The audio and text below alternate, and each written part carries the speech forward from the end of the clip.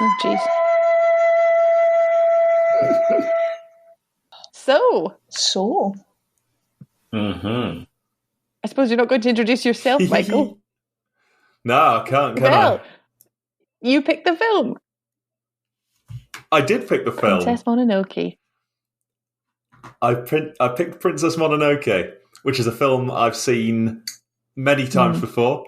It's one of my favourite films. I really, really loved this film when I was a teenager, and I love it about as much now.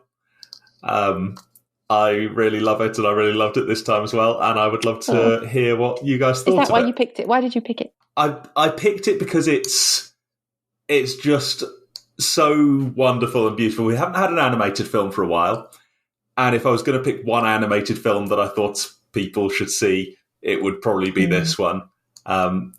It's got just it's a great film, in short, and I thought it's quite different from other films, even films that are a bit like it. Nothing is quite like this.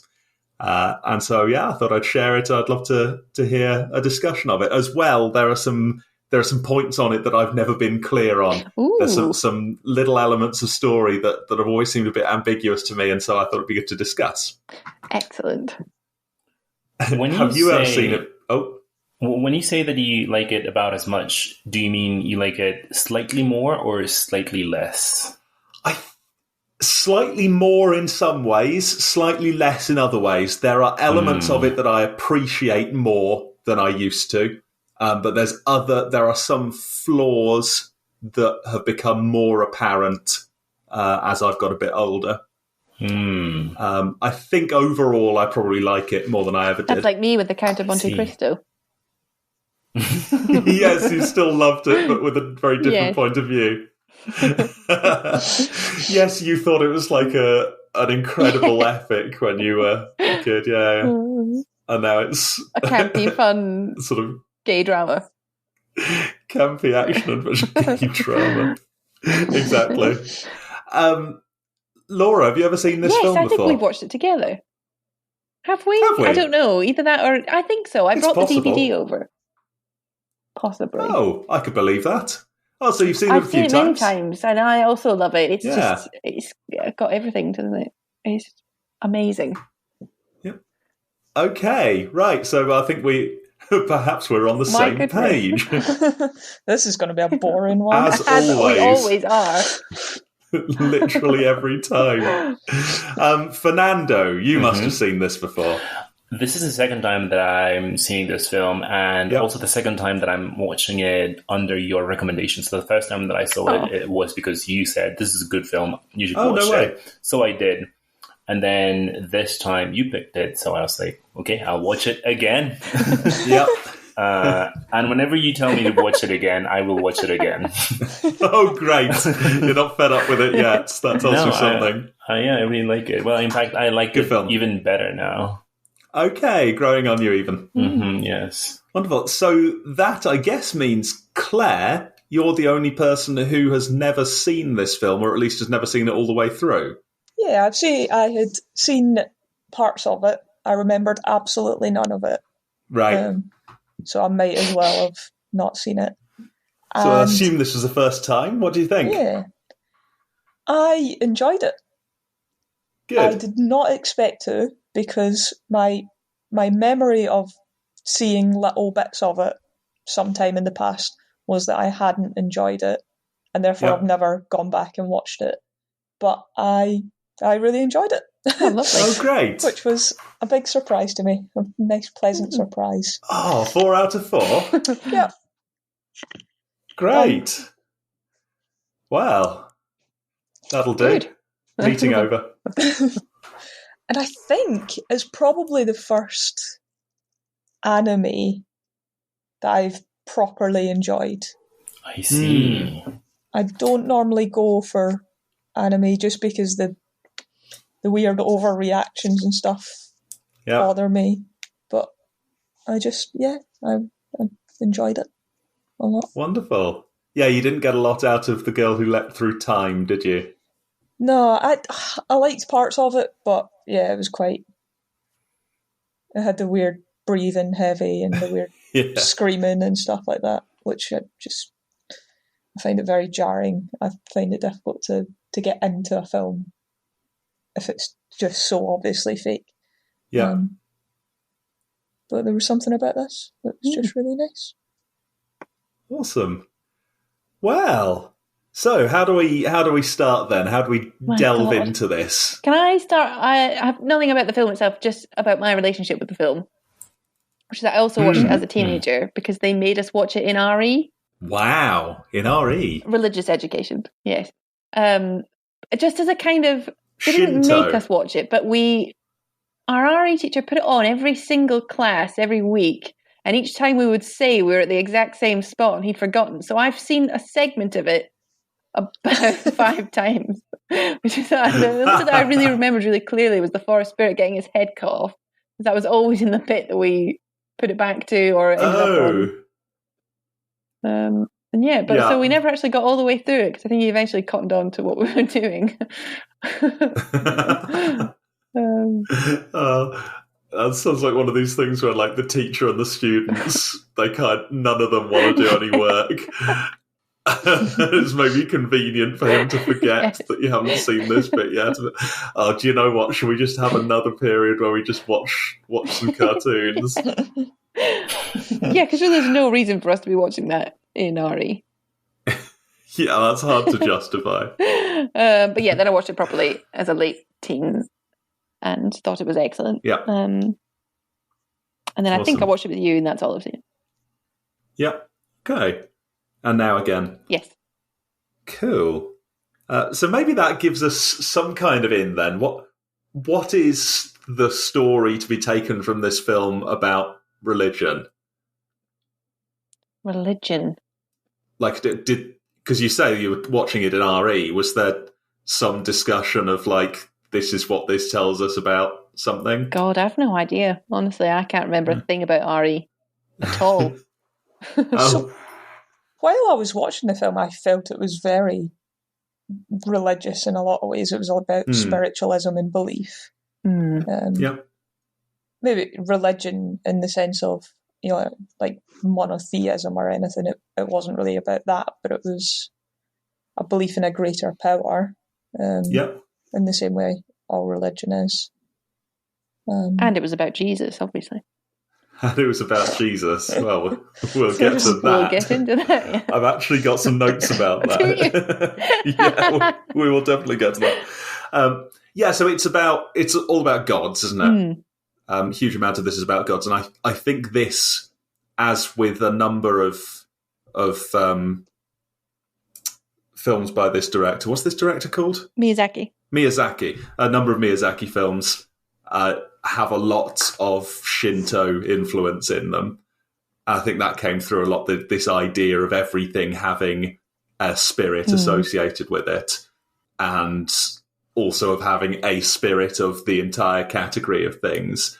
So the whole forest had these... I think that the little guys... they sort of represented all the different kinds of life in the forest, but also there was the forest spirit itself. I think that's all pretty closely identified with Shinto beliefs. Okay. Though I'm not an expert on that. Yeah, I don't know very much about Shinto. No, I know. Maybe we learned a little bit more. Maybe we did. I certainly squandered all my time in Japan, but I might have learned about it. Was there not a raid? No, there was no Shinto raid. Wow, what? We'll come back to that as well. So did we enjoy that kind of theming around nature and the spirits of nature and everything? Was that a good way to introduce the film? Yeah, definitely. I think so. I think it pulled me in as well because I'm just such a sucker for fantasy and giant wolves and boars and things. But then the mystical element of the gods and the spirits just so absorbing. But on a deeper level, I'm not sure. Maybe I just enjoyed the big fluffy wolf. That's good as well. You certainly can lose yourself in it, can't you? You just almost forget you're watching a film. Just lose yourself in that whole world of all the gods and the spirits and this industrial great capitalism. Forest and industrial capitalism. So this would be a good starting point. I've got my notes here, and the whole film was built around this one major conflict between two sides, wasn't it? Where one side is San and the Wolf Tribe, and more broadly nature, and on the other side we had Lady Eboshi and Irontown, and I think more broadly humans and human progress. And I had one of the things that I saw watching this time was how balanced the portrayal is between those two sides. Sort of the first time I saw it, I just very much identified with San and the wolves, and so I did see Lady Eboshi and Irontown as they were clearly in the wrong, but there was so much they did to, I almost want to say, humanize them, to make them more sympathetic and make it clear that this is more complicated than good and evil. And I wonder how we felt about that. Fernando, which side did you find yourself rooting for more? Well, let me just start by saying that I love nature, but maybe because I am human, I sympathize a little bit more with Irontown. And I could understand the complexities of the relationship between humans, as we are now, and the impact that we are having on nature. It made me, I guess, ask myself, is there a way in which we can sustain more than 6 billion people on Earth without harming the environment? And I guess that the answer is perhaps not without harming the environment, but harming it a little bit less, maybe. So the answer is I sympathize a little bit more with the humans. Sure. Interesting. It's difficult, isn't it? Because I think when I was watching the film, I erred much more towards the Irontown people being kind of in the wrong. But you're right. It is complicated, isn't it? Because that's just human beings. And we can't just all live in the forest, although we should all live in the forest, really. I agree. We should live in the forest. We should all just live in the forest and get on with the forest people. Not people. Animals, that's what they're called. People. What's that word? Animals. Yeah, you know, like people, but they live in the forest.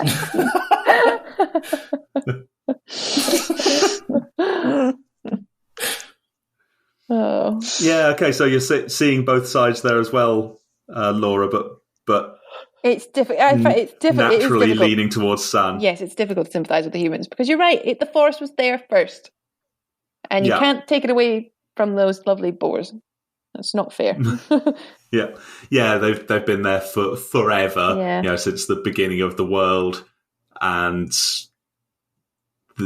its destruction is causing destruction. Wait! Animals have not been there since the beginning of the world. I think in the story that was the idea, right? They talked about the ancient forests that had been there since the beginning of time or something. But yes, you're right. not in the real world. Except snakes. Yeah, of course. They were there at the start. They were there at the Big Bang. They probably caused it. How about you, Claire? Where did you fall on the San and the Wolf Tribe versus Lady Eboshi and Irontown? So I am surprised to hear everyone talking about how sort of sympathetic they felt towards Irontown. I feel like it was just my own interpretation, but I felt like it was very much like they were doing something bad by destroying the forest. I felt like that was made quite clear.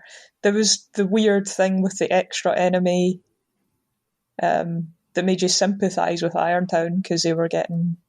Oh, Lord Asano and his samurai. Yeah. Yeah. So there was an element of, they're not like completely evil, but I thought they were in the wrong in the nature versus industrial capitalism argument. Yeah. Yeah, I think it was showing us that they were in the wrong, but that's because they were just too greedy. There was no balance. Where I think the film was pushing us towards they can coexist, but they have to be less exploitative, which is why they're we need to be rebuilding Irontown, and that's something to be celebrated. We need to be less like a virus. Yeah.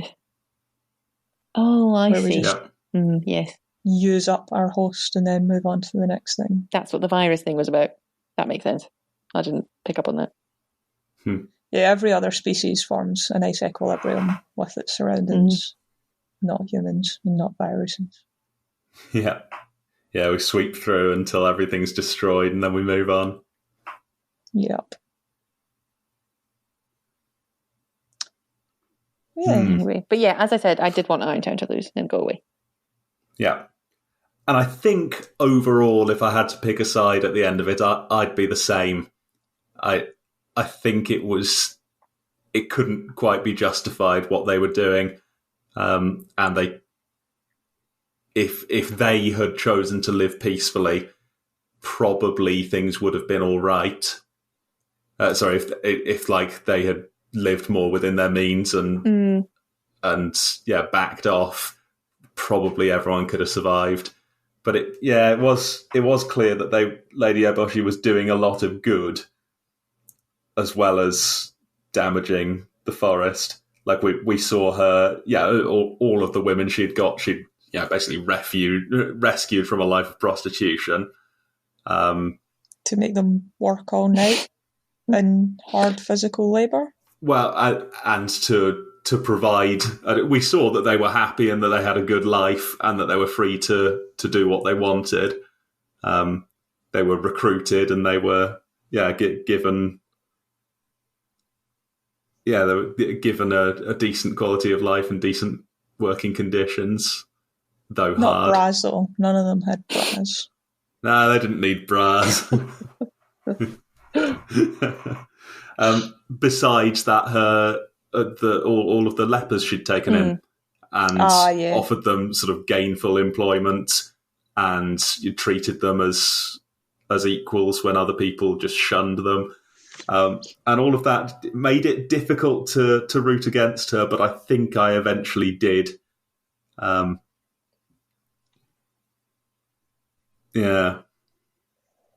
think partly because a number of things she did were just so cynical that it couldn't quite be explained away. So irritatingly stubborn. A lot of these characters were irritatingly stubborn. Everyone was very stubborn. Who was stubborn? Nobody would listen to anyone. San was stubborn. Moro was stubborn. The boar god was stubborn. Yeah. And Lady Eboshi was stubborn. And that was... Yeah. And the elk was stubborn for a bit, although it doesn't really feed into it now because he was only a little bit... He was only stubborn out of loyalty. Yakul. Yakul for Best Animal 2022. Oh, yeah. I really loved Yakul. Me too. And wasn't Yakul a good character? It seemed that he... So Ashitaka was human, and therefore it was not natural that he would end up siding with San. And yet, and Yakul seemed like his kind of link to the animal world. There's a few times that he said something like, "Oh, Yakul's not afraid, so there must be nothing to be afraid of."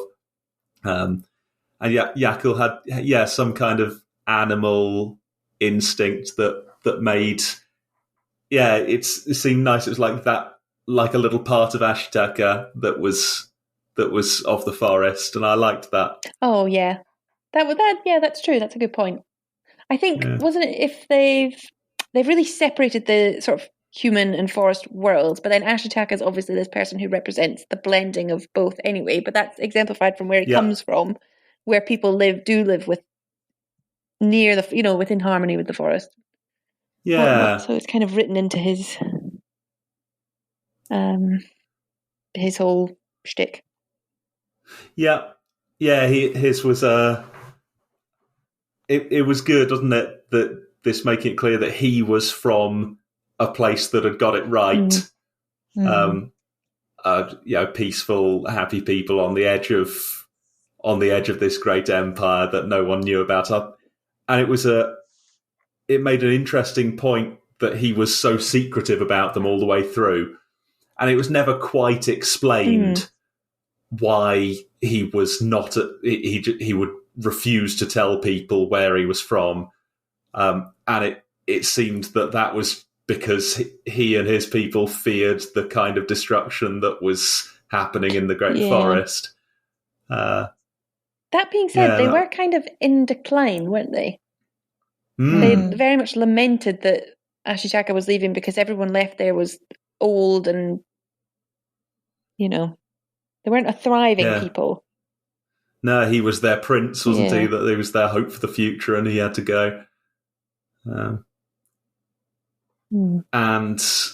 that was sort of sad as well. And it occurred to me it was curious that he, at the very end, he was finally saved, and his disease, that corruption, was healed, and yet it didn't even occur to him that he could go back to his village.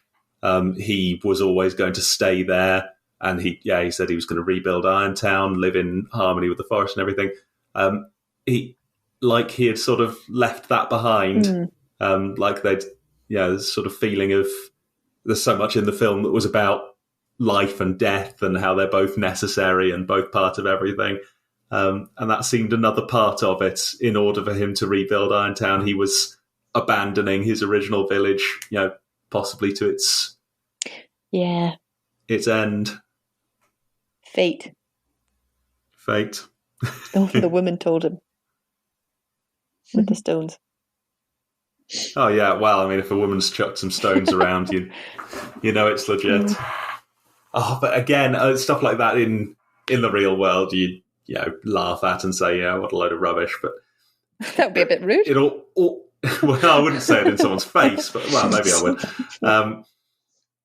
But it was almost daring you to disbelieve it in the film. It seemed so like, of course you can do that. She's the wise woman. She knows so much. Loved it.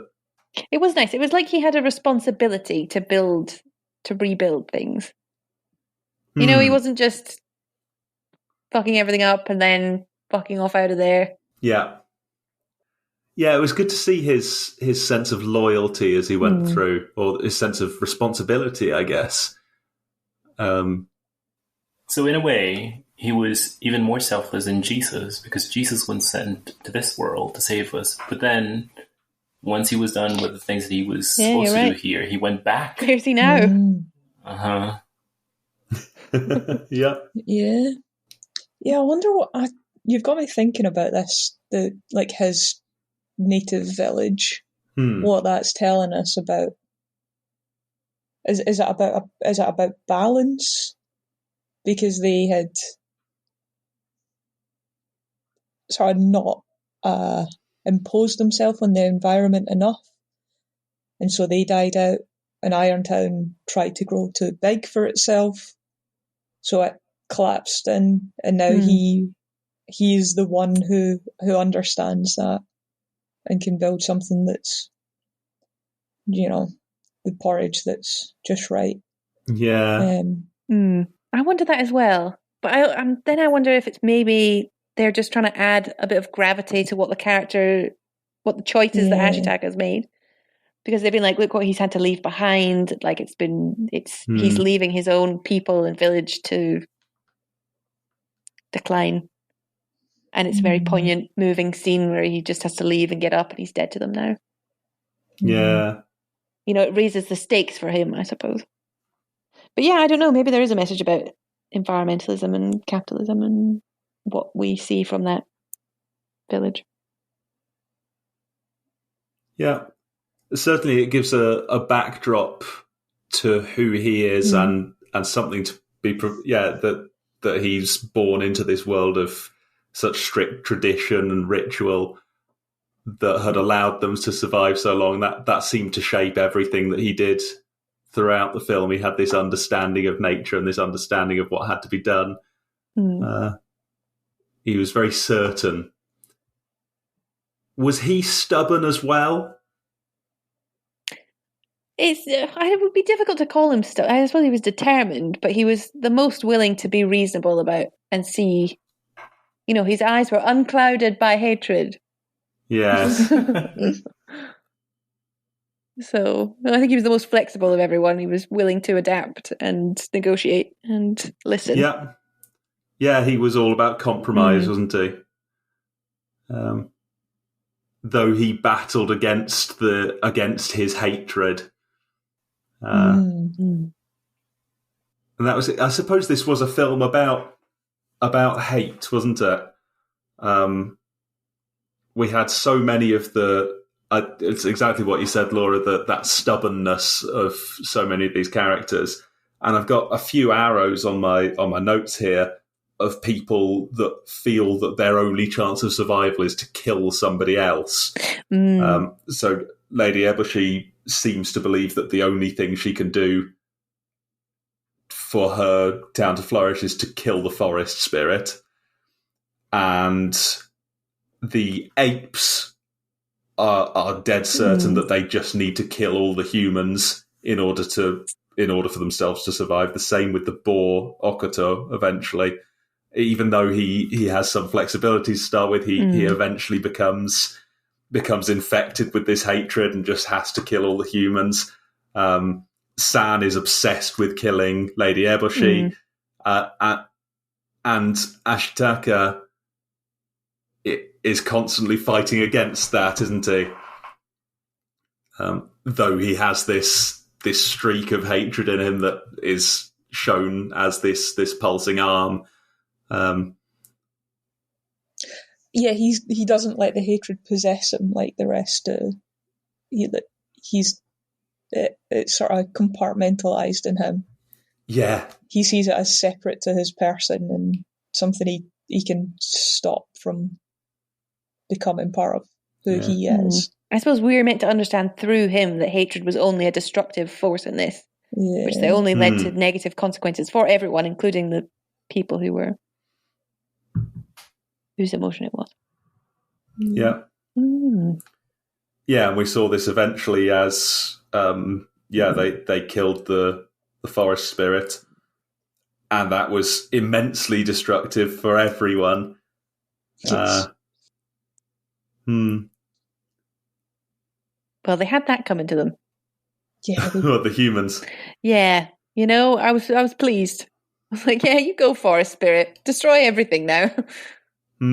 Well, the thing is, I felt bad because it destroyed the whole forest and all of the animals in it, and all of the innocents in Irontown, who were just doing their best to get by and didn't understand what was being done, maybe didn't even know that Lady Eboshi was going to try and kill the forest spirit. I think Lady Eboshi had it coming to her in the end. And that was one thing I made a note of that I hadn't really noticed before, was she made it clear quite early on how terrible it would be if the forest spirit died. We had Jigo, the little guy, who'd been sent by the Emperor, talking about killing the forest spirit, and she said something like, some fools think that they should kill the forest spirit and they don't know this will bring about more death. And yet she then went and did it anyway. So driven was she by obsession with the gain of her own town, or maybe just because she wanted to prove she could or something. She was a tricky character. Yes, very nuanced villain, wasn't she? If you can call her a villain. I think she was a villain. I think she was a villain. I think you just about got to call her a villain.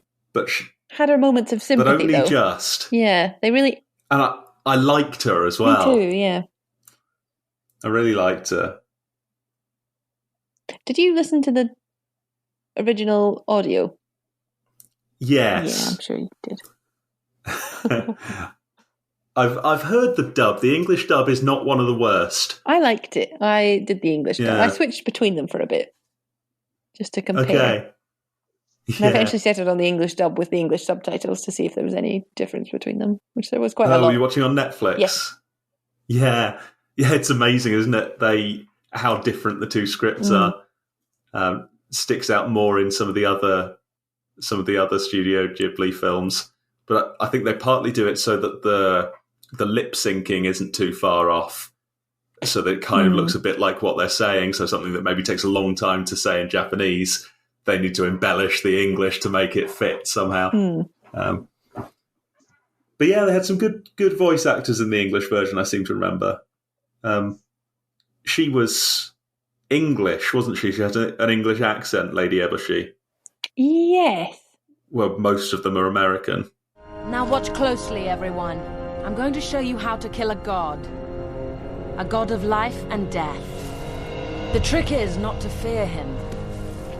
Yeah. No, I can't remember. And that sort of stands out somehow. She's got one of the best voices, I think. She has a very magnetic voice. So did Ashitaka. San is almost unbearable. I almost switched back to the Japanese. Why did you stop me from killing her? Tell me while you're still alive. I'm not afraid to die. I'd do anything to get you humans out of my forest. And I'm not afraid of you. I should kill you for saving her. Oh, dear. Yeah, these kinds of things I think because so many anime dubs are just so bad, such poor quality. I tend not to bother. What language did you watch in, Fernando? I watched in Japanese with English subtitles. Yeah, okay. Good stuff anyway. So none of us took the option of watching it in Chinese with Japanese subtitles or the other way around. No. I considered Spanish with French subtitles, obviously, but I see. I thought I'd go for the original.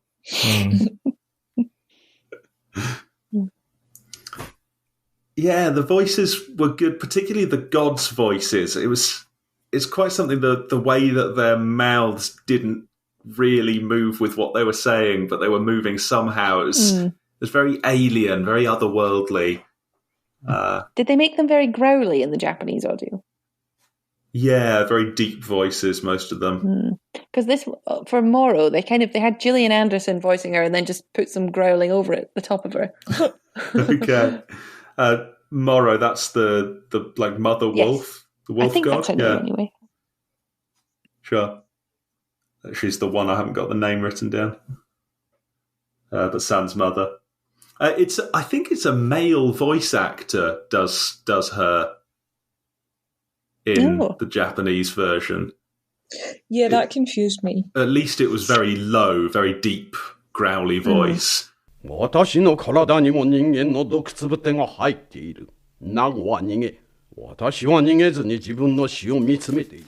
Yeah, and it was another thing that just made it surprising and striking somehow. Everything in the film was surprising. I never knew where it was going, at least when I first watched it. And I think that's one of the things I like so much about it. Just every bit makes you think. And there's just so much tension driving it. It does that very well, I think. There's never really a dull moment. It's not full of like conflict. Yeah, there's a lot of that. What do you think, Claire? I found some of the scenes in maybe the third act started to drag a little bit. Did you find that? Which act is the third act? How many acts? Oh, 3 of 7. The third. the final third, maybe. Yeah, I thought basically any action scene was too long. So, okay. Yeah, the board dragging itself along and all that sort of stuff. I love that. Yeah, I found that was a bit too long. I tend to get impatient with these things. Yeah, a couple of bits around there. I was just a little sort of thinking, let's get on with it now. When's something going to happen? It is a long film, isn't it? Yeah. Was it 2.25 hours, something like that? Particularly for an animated movie, quite long. Yeah, that's a lot of extra drawing for not improving the film very much.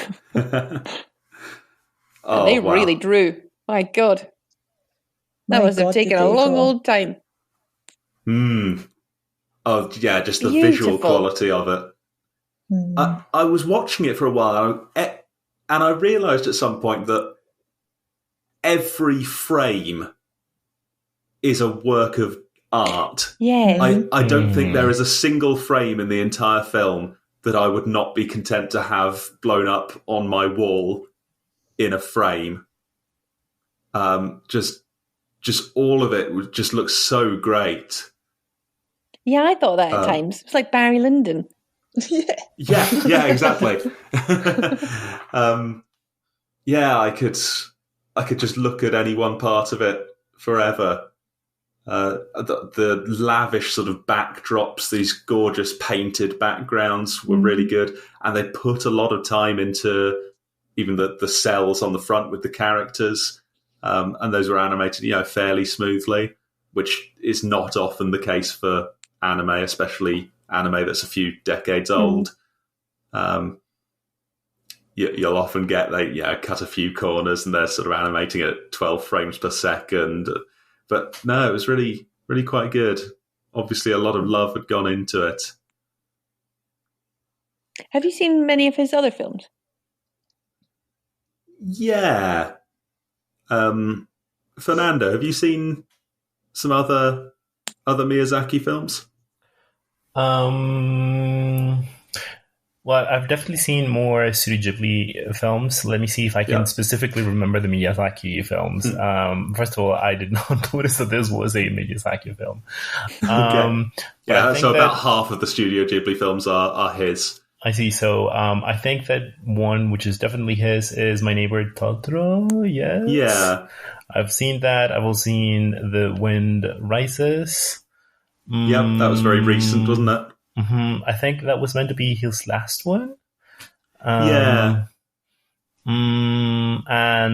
I'm actually not sure if Spirited Away was also his. Yeah, that was him. I see. And what do you think about the difference between the animation style in Spirited Away and the animation style in this one? Do you think that there could be like a remake, or maybe the same thing, but with an animation style that is more similar to Spirited Away?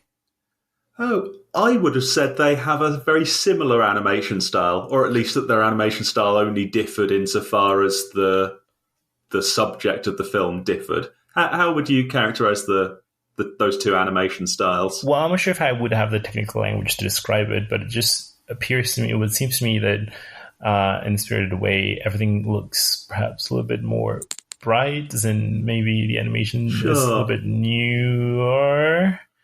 Certainly it was a newer film by someone. Yes. And I think the Princess Mononoke has aged beautifation, but I wonder if it could be improved by newer methods of animation. Yeah, I wonder if something could be lost. Well, for example, when the spirit of the forest was dying, was looking for its head, when it was massive, I wonder if that part could have been improved by maybe making it a little bit more ethereal. Working on the spectacle a little bit. But overall, I think it's an excellent film, both in terms of, I guess, subject and animation. I agree with all of you that it it looks like a work of art. Like everything is just a work of art. And I guess that technically it is, right? Because everything is art. Absolutely. ugly forest spirit, though. Ugly? Yes. Forest, yeah. Well, no. It was beautiful in its own way. In its own way. I mean, that's a nice way of... No, all bodies are beautiful. Kind of striking. It seemed to me to have a human face. Horrible. Yes. It had a monkey's face. Or was it a monkey's face? I think it was a monkey's face. Okay, so maybe it was supposed to be a combination of all the different animals or something. I felt it was quite chimeric. It was quite mismatched. I didn't see any wolf in there really, but I could say that there was certainly deer and there was monkey or ape. What feet did it have? Sure. It had weird feet. It did have weird feet, sort of three-pointed. Yeah, a little like bird feet. Oh yeah, because it was like walking on water, wasn't it? Maybe its pelt was supposed to be wolf-like. Oh, maybe. Yeah, it was very fluffy, wasn't it? Very fluffy. I'm looking at a picture of it now. It's got a nice big tail. That's quite wolfy. Okay. Fluffy tail. Yeah, maybe that's it. It's supposed to be an amalgamation of all the animals in the forest. Which is interesting because I guess also contrasting it with, I suppose, Catholicism. We are meant to be like made in the image of God, whereas no one in the forest was made in the image of the spirit of the forest, the spirit of the spirit of the forest. Well, exactly. Though, so that holds up. If we're all animals. Yeah. Oh, so you mean like they're sort of all made in the spirit in its image a bit? Yes. Yeah. Ah. Anyway. Hideous. Yeah. Okay.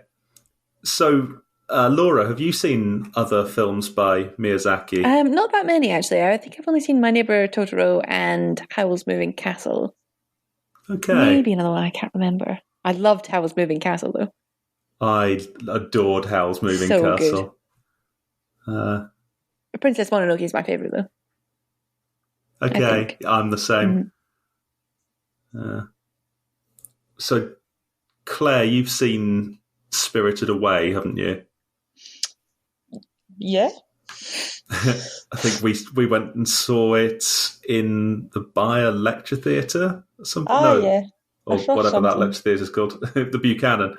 Mm-hmm. Yeah. So that was the same director as this, and that I think that was his other, maybe his most successful film, and Princess Mononoke would be second, or something like that. But yeah, for me, this was a much better film. Spirited Away, very weird, very confusing, and I didn't know what was going on a lot of the time. Whereas this was, I thought just wonderful, beautifully imagined. And he's done some other great films as well. So yeah, My Neighbor Totoro's sort of fun, but maybe a bit more child focused and a bit more comedy, a bit more just fun, which is good. But I wouldn't think of it as sort of one of the great films. But no one has mentioned The Grave of the Fireflies. Has anyone seen that? No. I don't think I have, no. Oh. I've heard it's extremely upsetting.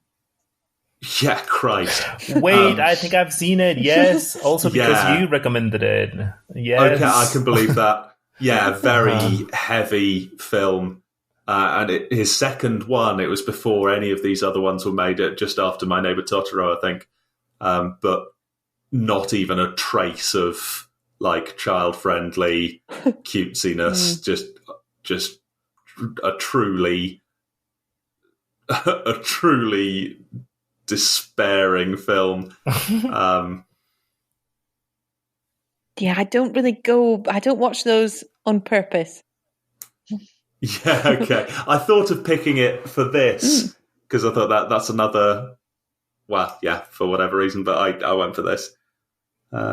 Anyway, yeah, a magnificent director. And I don't think as well. I haven't seen a bad film of his, and there are a few yet that I haven't seen. So I'll need to. Maybe we'll have another one day. Lovely.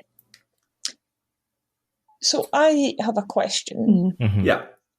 Why is the film called Princess Mononoke when it's actually about the boy? I feel like she's like a secondary character. So what's so special about her that the film's named after her when she's not the main character? Because she's a girl and she's definitely beautiful. Referring Maybe this to her, right? Uh-huh. It's not. Ashitaka's not actually Princess Mononoke, is he? Maybe the real Princess Mononoke is the friends we made along the way. So what was that, Claire?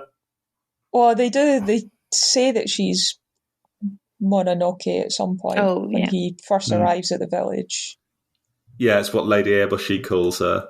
Yeah, because he says he saw someone, and they're like, "Oh yeah, that's Princess Mononoke." Yeah. How was she central to it?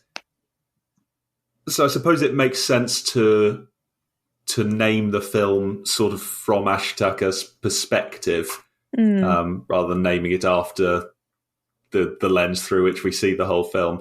And she was somehow central to it from his point of view, right? She was the other protagonist in a way. And she had a foot in both camps in a way, though she was so certain that she was one of the wolves. She was also human, and that was important. And there was some impression that if she was killed, it would end everything, and Irontown would be able to conquer the forest. But it's not quite clear. Does anyone else have thoughts? Well, this reminds me of Zelda, as in why Zelda, the video game, is called Zelda when the protagonist is Link. Some of the games you go the whole game without seeing Zelda. Mm-hmm.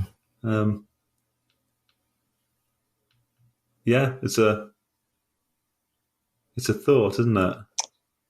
Yeah, I suppose I was just I was disappointed. I was looking forward to a film with a strong lead female protagonist. Oh, but it had so many. It was all about women. But not in the lead role, is that what you're saying? Yeah, I suppose. Yeah, they were all supporting roles, all the women. They were all very strong, though, the female characters. Right from the grandmother in the opening. Opening scene. Yeah, was every leader female? Maybe not Lord Asano, but I mean, we barely saw him, so it doesn't really count. Oh, Lord Asano. Yeah. In fact, did we ever see Lord Asano they at might all? Not even be a man. Check my Lord Asano. Like Lord means man, doesn't it? But yeah, so we don't see him, but he's in charge. I guess. Is he like the Emperor, Lord Asano? Who's Lord Asano? Oh, Lord Asano was the leader of the samurai that were attacking Irontown. I've written Lord Asano and have question marks here. Okay. So that's not helpful, is it? So I guess the leader of the Boars, Okoto, he was male. But yeah, the wolf goddess was female. San was female. Lady Eboshi was female. Ashitaka's wise woman that was the leader of the village. Also, I've just realised they did have his sister, so I don't know why they were all pining about the end of the village. Yeah. Well, Yeah, bloody women. Maybe she has to marry out. Yeah, but then it occurs to me that surely they weren't just inbreeding the whole time. Maybe they were, and that's why they needed a certain number of them to make it work. I think that was the issue. Yeah. Well, no, it might be that if you marry a woman, the woman moves into your village, and if you marry out, then the the woman moves away. Yeah. You know. But they made a point of how secretive they were and didn't want the rest of the world to know about them, right? God, layers upon layers in this film. Oh, wheels within wheels, eh? It's like a donut.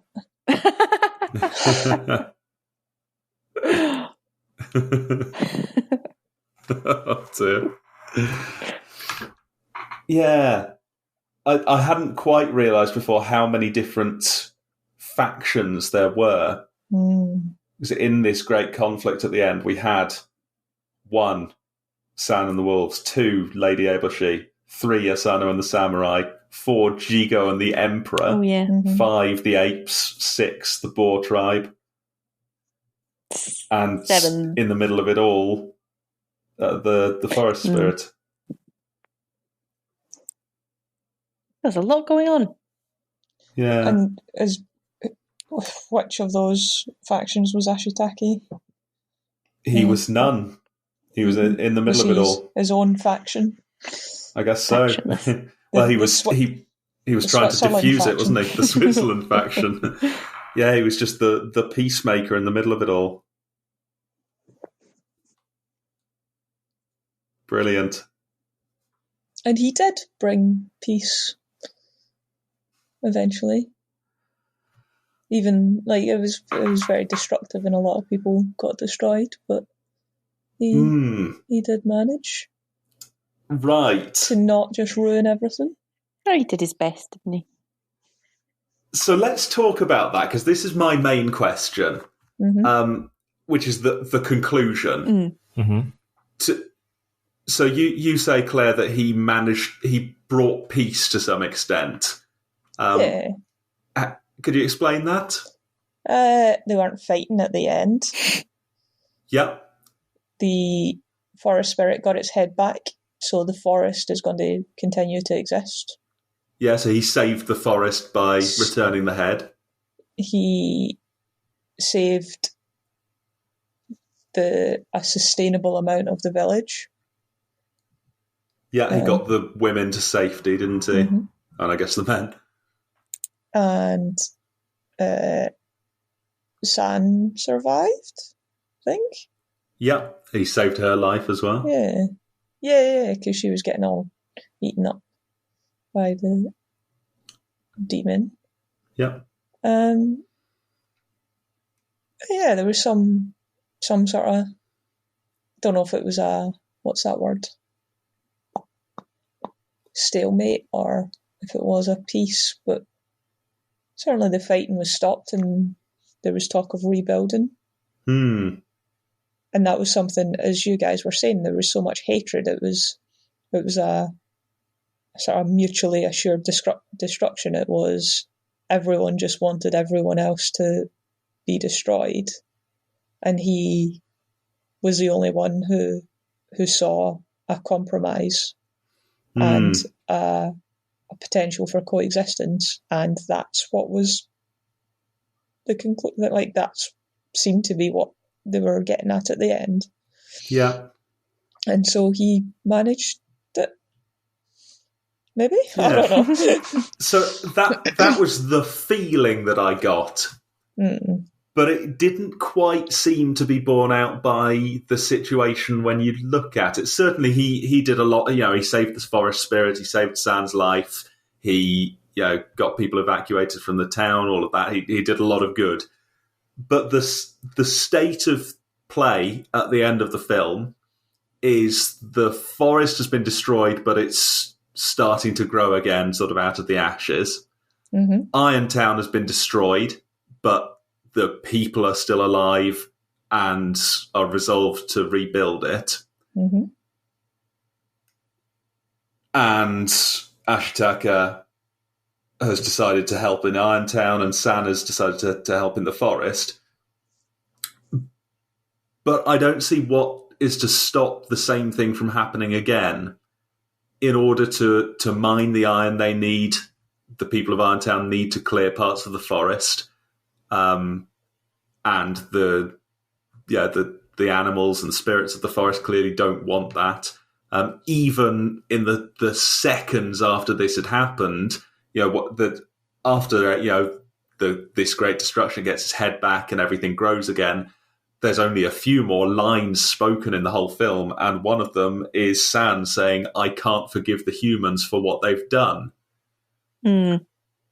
How is this a sustainable peace? There's some note of hope because there's some feeling that things might be different this time, and the fact that you've got San in the forest and Ashitaka in the town, and they're both in love and clearly on sort of have an understanding between them. That's got to be a good thing for the two groups as they redevelop. But also, I don't know, is that enough? Do we know that the humans are going to be mining iron? Oh, they said they wanted to rebuild Iron Town. True, but that's the name of the town. Yeah, I guess they... yeah, so maybe they're not... Yeah, maybe they're going to try and live... No, you're right. It's implied that they're just going to go back to doing the iron thing. Well, it seems like that's the only way they know. What happens to Lady Eboshi at the end? Was she killed? No, she was fine, I think. She was fine. She lost an arm, didn't she? Yeah. Oh, yeah. But if she's still there and she was... I think she'd learned, though, hasn't she? They've learned that I think the message of the film was about this kind of balance, which is that they can coexist. They've already taken, they cleared some of the mountain to mine the iron, and it was really about expansion and aggressive colonization and against that. But it wasn't against humans living as humans, in like civilized sort of settlements and things. Yeah, so is there a way... are we supposed to think maybe there is a way that they can just mine a bit of iron from some places and somehow live with the... But it didn't quite seem like people had really learned their lesson, and meanwhile the Emperor is still out there who wants the head of the forest spirit and can presumably send another Jigo. I don't know. And I wondered if that was supposed to be part of it. There's a bit of a question somehow of what's happening next. Like maybe not everything's going to be rosy, but at least everyone lived to tell the tale, and there's some cooperation now. Besides the fact that so many of the gods of the forest have died. I mean, we've had Nago died at the start. The boar god Okoto, the second boar god, he was killed. The wolf goddess, San's mother, she died eventually from this bullet she'd got. But the forest spirit has the power to give life. Yeah. So can the forest spirit not just make new gods? I don't know. I got the impression the gods have been around since the beginning of the world, but yeah, maybe if the forest spirit is there, it's all okay. And again, maybe that's deliberate. Again, like there is this cycle of death and rebirth, and there will be more conflicts, but that's another part of the cycle or something. Oh man, I never thought about this. This is really, you think everything's rosy in the end and it all wraps up, but no. It's as complicated as the whole film. Okay, yeah, I'm not saying all this to try and be clever. I'm saying it because since I very first watched this film when I was like 15, I've always found the ending a bit unsatisfying somehow, or a bit like I didn't quite understand it, like I need someone to explain it to me. But maybe it is just meant to be ambiguous. Either I'm not meant to think about it too much and I'm meant to just accept that it's fine now, or it is meant to be a little ambiguous. And any thoughts on this, Fernando? Yes, we need your wisdom. The ending?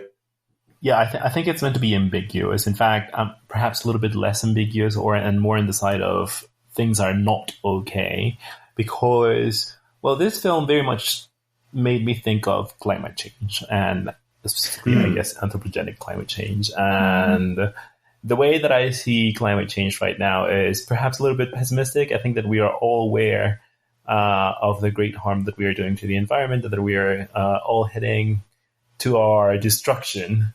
But even though we know this, we continue living the way that we live.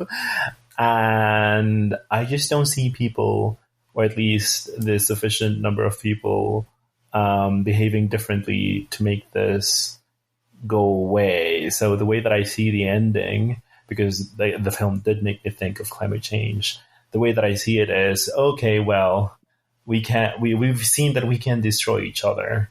Unfortunately, the god of the forest has died now, and there are still humans. So, and Princess Mononoke is unforgiving and stubborn, just like all humans. So the way that this will end, unfortunately, is by humans destroying nature and then realizing that they were dependent on nature, so they themselves die. So that is my reading of the story, which is a little bit dark, but that's the way that I unfortunately understand it. Yeah. That's good. Oh, I think you've got me as well.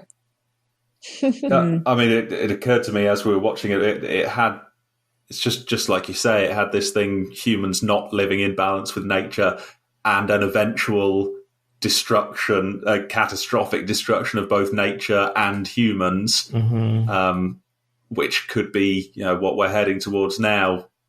Whether we can divert it or not is another thing. But then, maybe there's this hint at the end that even if you divert it, the underlying problem is still there, and things can be okay for a while. I don't know. This film came out in 1994, I think.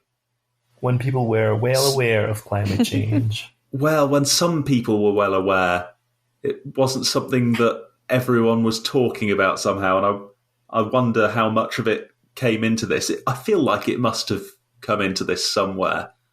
It was clearly a story about mankind destroying nature and damaging the world around us. But I suppose there's other examples of that. Yeah. Where in Japan's industrial history are we in the 90s? Oh, Japan has had its post-war economic miracle, and it's one of the largest economies in the world, with the biggest city in the world. And they have, think about it, they will have just suffered a really terrible recession that I think at the time would have felt a bit like the bubble bursting.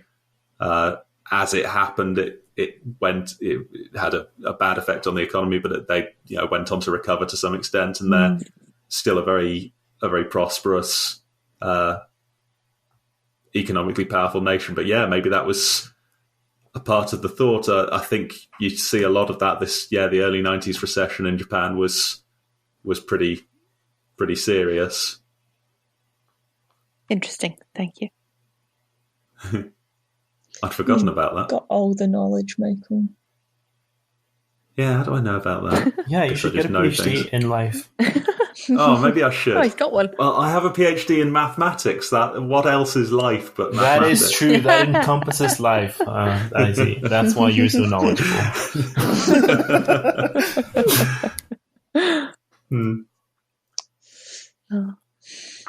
Yeah, if we were going to be very fanciful, we could say that this film was a response to Japan's meteoric rise in industrialization and subsequent recession, just as people say that Godzilla was entirely about the nuclear bombs that were dropped in 1945. But perhaps this is too fanciful. Godzilla, that's one I've been thinking about picking, and one that I've not seen. The original? Yeah. Have you seen any of the new ones? No, I've never seen any Godzilla films. Wow. Wow, we were. Sorry. I keep saying that, and I wish I could stop. I wish I could stop saying it. Is that from something? I think it's from Borat. Wow, we were. Amazing. I'll start saying it all the time. Anyway, I'd like to see Godzilla. That would be fun. Just a thought. Symbolism. We've done a lot of symbolism. Yeah, it was all just one big symbol. Play that flute. Okay, here it goes.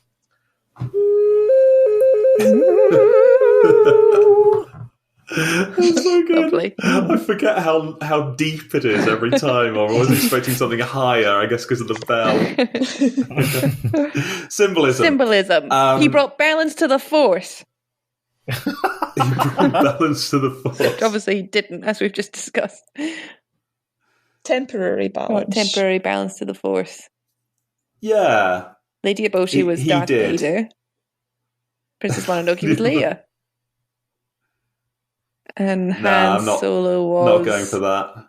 Jigo. Han Solo was the one wolf in the tribe that tried to bite his head off that one time. Well, the forest spirit's definitely the white whale. Yeah. Oh, yeah, and some of them are obsessed with killing the forest spirit, and eventually it destroys them when they nearly manage it. Yeah. There's something in that. There is one, and I'm going to claim there is really something in this time. You do every Jesus. The forest spirit is Jesus. Yeah. Oh, okay. Surprising. It is, basically good, and it does a lot of good in the world. It is the sort of central god in this universe. It is pursued by greedy aggressors who are in charge of things, namely Lady Eboshi and the Emperor. And when it dies and forgives others' sins. It causes great destruction, but when they recover and wake up, there is a new feeling of hope. That damage has been done to some of them, but there are, I think, no or not many major deaths, and Ashitaka's wound is healed. That wound is his sin. That wound all the way through represents his hatred and the evil that's inside him, both the evil that's come from the demon, but also his own hatred. Every time he is justifiably angry for something, it is the part of him that's attacking. And it is gone when the forest spirit gives its life and then comes back to life. What do you think? That is so good. My Jesus theory. Yeah, that's so good that it's surely part of your thesis. As in, you did not come up with this just now. My PhD in life, yeah. Yes. No, I've jotted this down. That's hard to refute. That's impossible to refute. Well thought out. Yeah, no, I can't pick holes in that. The major hole in it is that so Jesus, as presented in the Bible, is a sort of a clear force for good, whereas the forest spirit is a god of life and death who is somehow... We don't see the forest spirit as good, do we? Or do we? We see it as necessary, and we see it as a terrible thing to kill it, but it just lets some people die, even though it could save them. And it restores some people. It's mysterious. It seems almost random the way that it does things. But that's the same as God. Yeah. Not God as presented in the Bible, not Jesus. But I think it is an accurate representation of nature, of what really happens in the real world, right? Sometimes it's your time and sometimes it's not. How does that sound, Claire? Well, it was just when you're... Yeah, sorry, I've got two thoughts going on and I'm trying to untangle them. Sure. So yeah, the whole Jesus metaphor, that makes sense. It's just thinking about the giving and taking of life. That's a trouble with the human society, isn't it? That they want to just keep growing and keep living and keep getting bigger. Yeah. And it doesn't have that overarching force that causes necessary death. So to be sustainable, the forest has to have death. Yeah. But in the human world, they just want to keep growing and keep taking over more land. And they don't have this spiritual force that enforces that, like, containment. I forget how I got to there. And how that relates to it being Jesus. Sorry, this right about that. This isn't really helpful. No, we're getting somewhere. So, go on.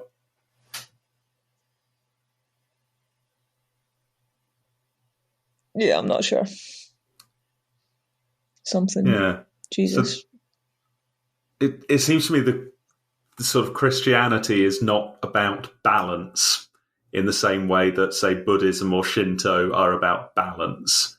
It seems to me Christianity is very much about right and wrong and how you must do the right thing.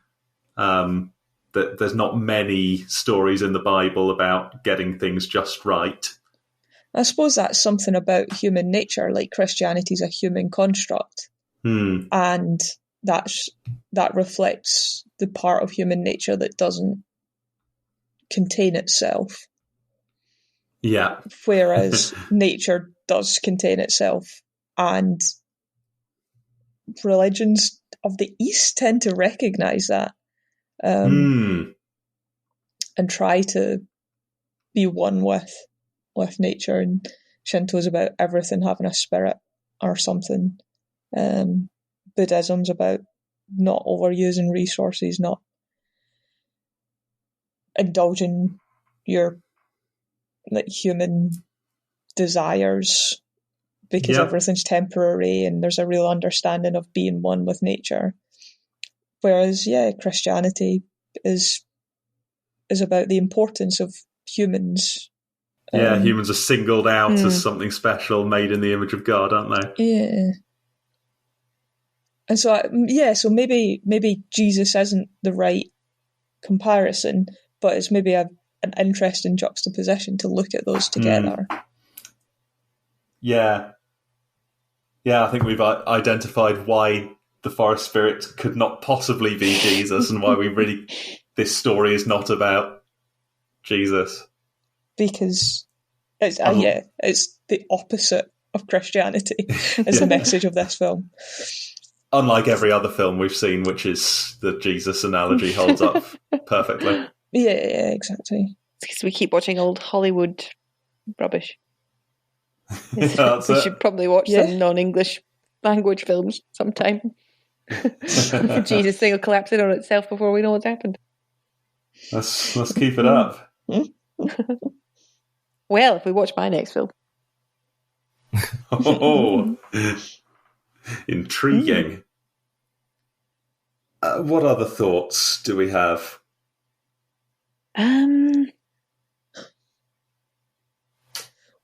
So we've not talked about the little sprites with the turny heads. Oh, I don't like them.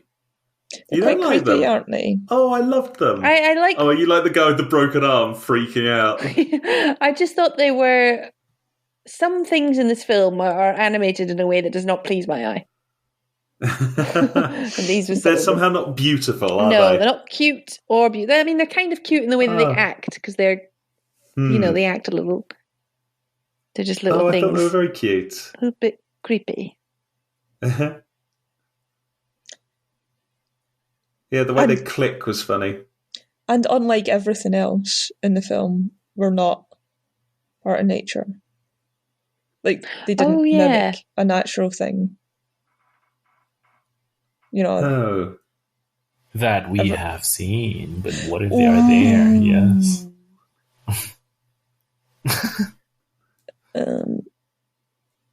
Okay. They seem to be spirits, kind of in general, that are part of the forest, didn't they? Were they the spirits of the plants in the forest? I don't know, it was something like that. Of the trees? There were spirits that, unlike the other spirits, were more like humans. Oh, that's a good point. Yeah, they looked like humans. And they even did the thing where they were copying Ashitaka, weren't they? Mm-hmm. Yeah. But they could just as easily have been apes or something, I guess. God, the apes were also very creepy. But I liked the way that they were done. It was scary apes. Slightly different animation. Yeah. I suppose one thing we've not spoken about is guns, which was quite a significant feature. Because I did briefly consider at the very start of the film that all of the magic was symbolic. So when the boar had been shot, they just found this piece of lead in it, well, iron shot. Basically, I thought, is this just an angry boar that's running after them, and their imagination has made it into this demon? Okay. And it's just, oh yeah, the gun is bad because it shoots the animal and makes it angry. And that anger that spread to Ashitake was just like a result of that. It's like, oh, if you do damage and then like if you're damaged and then respond to that by damaging other people, that just perpetuates the hatred and the damage. So I'm so rambly tonight. No, it makes sense. Maybe I'm this rambly all the time.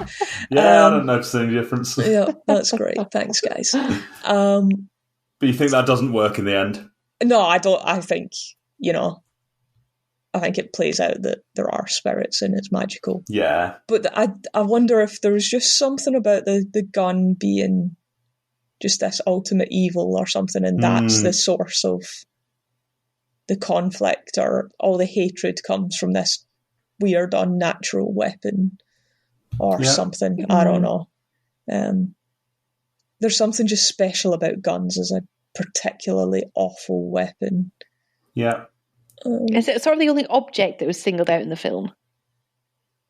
Guns and bullets. I don't remember many other objects taking much prominence. There was Ashitake's necklace that he gave to San.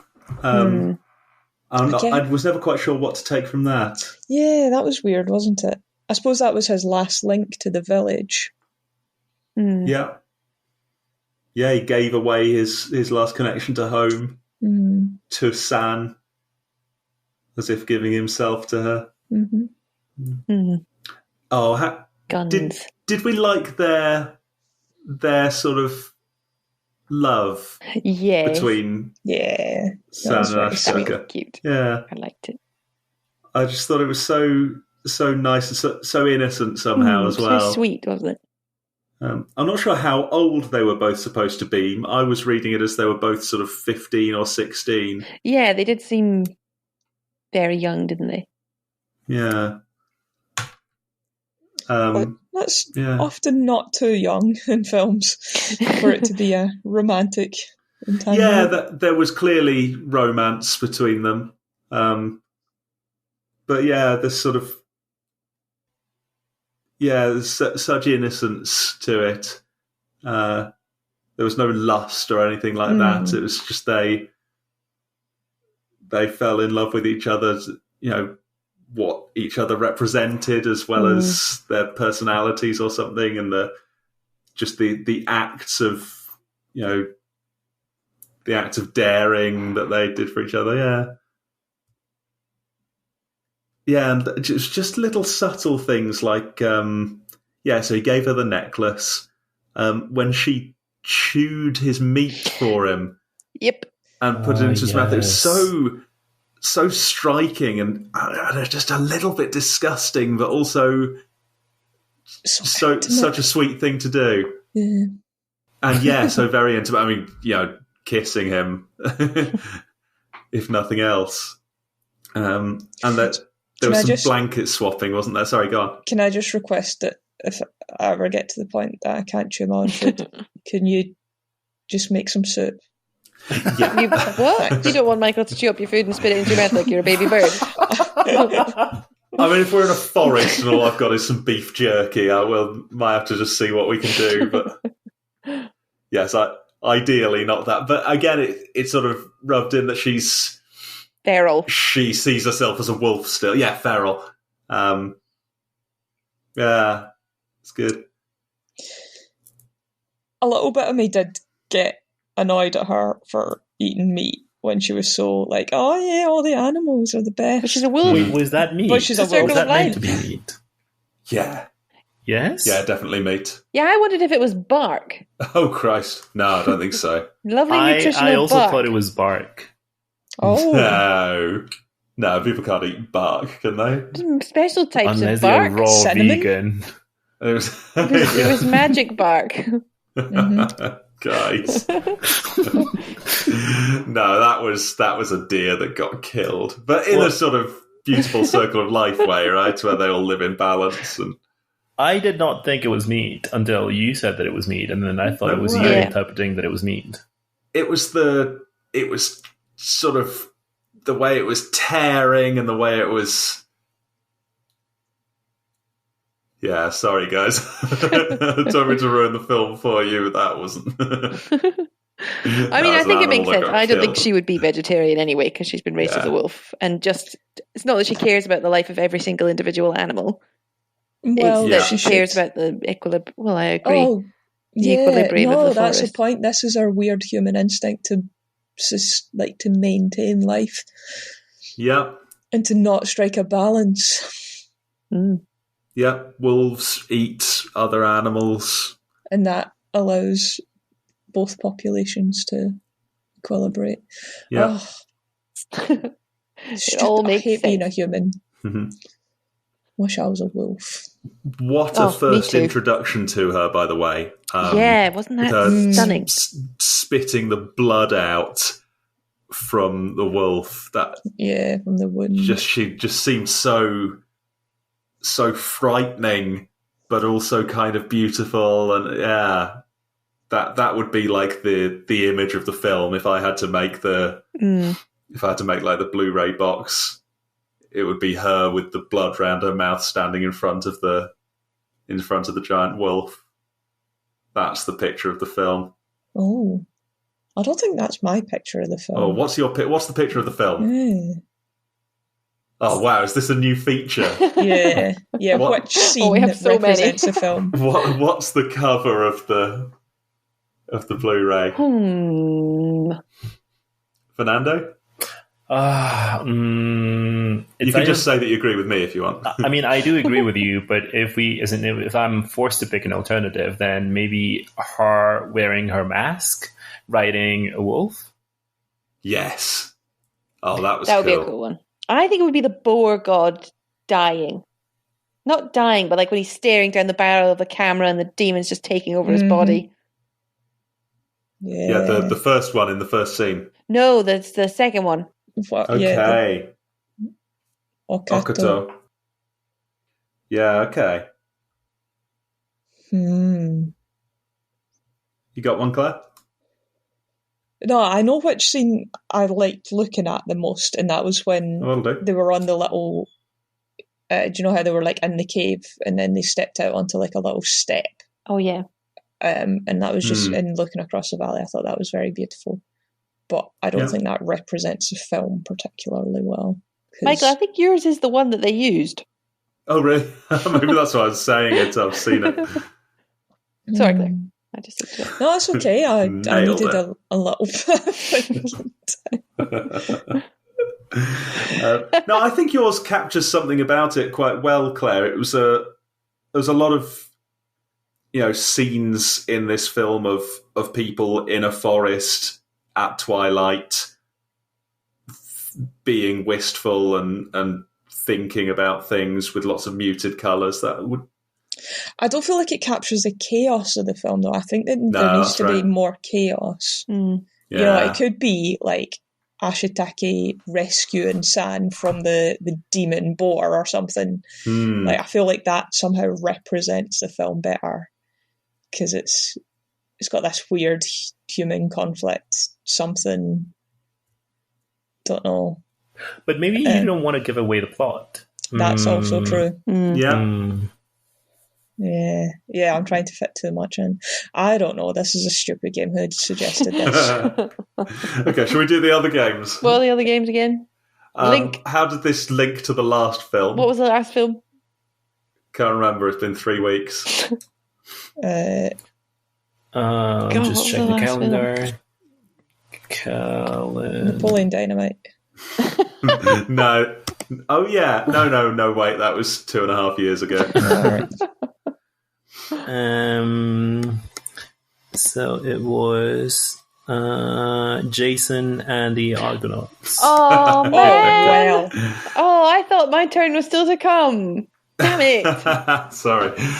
So were they both epics? Yeah. Or nearly epics? They were both approaching epic. Yeah, it was a young man's journey, wasn't it? Yeah.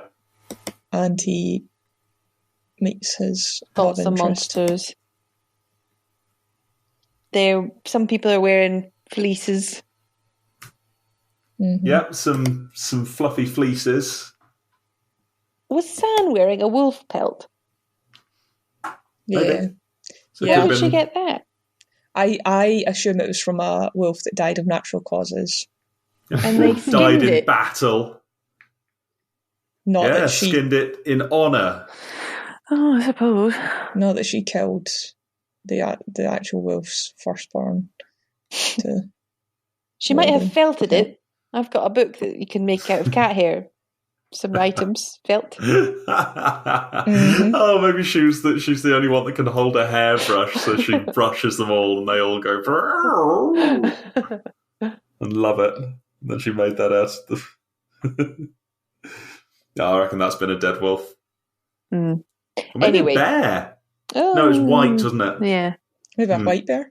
Maybe a polar bear? It was a polar bear. Maybe a polar bear. The polar bear is gone because of climate change. Yeah. No, wait, that doesn't make any sense. Maybe they're in a temperate region. Anyway. That used to be a polar ice cap. Exactly. Japan's really close to the North Pole. Yeah. Sorry. He was bewitched by a woman with a fleece. Yeah, that'll do it. Cool. Like it. Can we agree that this was better than Jason and the Argonauts? Just a bit. Grudgingly, yes. I think that's probably fair. Polytheism as well. Polytheism. Yeah. Oh, yeah, a lot of different gods in this. The destruction of worlds to preserve one's own world. Mm-hmm. If you remember, they took the fleece from that kingdom and plunged it into plague and famine.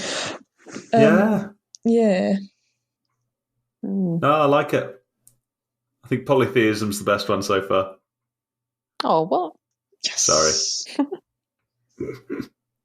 They're all good, though. He's got to say that. It's true. I won't cook dinner tomorrow.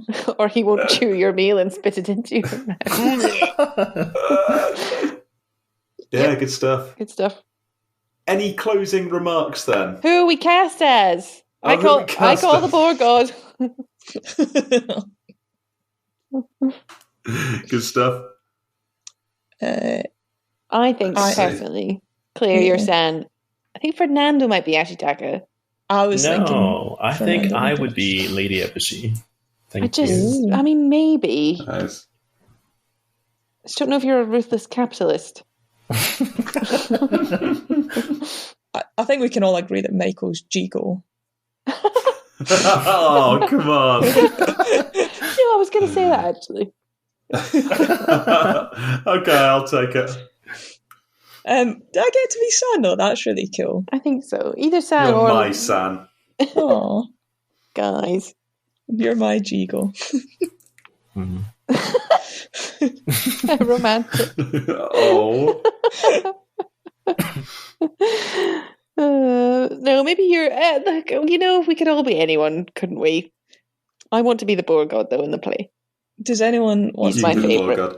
Yakko or whatever. Oh, yeah, Yakko was so nice. He was one of the Can that be characters. my cat Niles? Yeah, why not? He reminds me of my cat Niles, who's also unfailingly loyal to me. Oh. Yeah. Anyway. That's allowed then. Nailed it. By God, I can't believe it's 10 to 10. Yeah, we've been recording for an hour and a half. This will be a long Jeez. one. Guess we've just got so much to say about Princess Mononoke. Interesting film. Yeah. There you go. I better play the music because my phone's on 1%. Oh, wow. Otherwise we'll have to keep talking. Let's wrap it up there. We can never end the meeting. Great film. Fantastic film. Thank you very much. Awesome. I was very excited when you picked it. I'm so glad everyone liked it. Yeah. Yeah, excellent. 1 out of 1. Couldn't wait to watch it again. 1 out of 1. The binary scoring system. Excellent.